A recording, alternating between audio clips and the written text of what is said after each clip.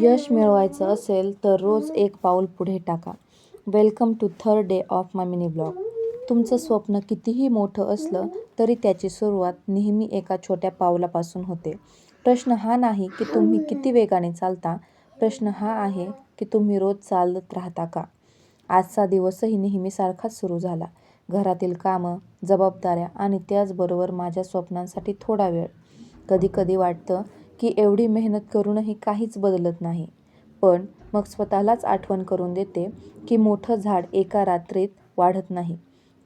त्यांनाही रोज पाणी, संयम आणि वेळ लागतो. आपल्या आयुष्यातही अगदी तसंच असतं. आपण रोज केलेली छोटी छोटी कामं, शिकलेले नवे धडे आणि न हार मानण्याची सवय हेच आपल्या यशाचा पाया बनतात. लोकांना फक्त यश दिसतं, पण त्यामागची रोजची मेहनत, संघर्ष आणि त्याग दिसत नाही. म्हणून आज तुम्ही किती पुढे गेलात यापेक्षा कालपेक्षा एक पाऊल पुढे गेलात का हे स्वतःला विचारा. कारण सातत्याने केलेली मेहनत कधीच वाया जात नाही.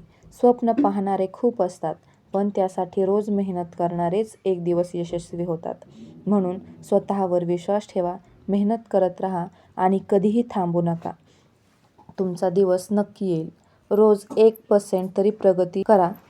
एक दिवस 100% बदल दिसेल.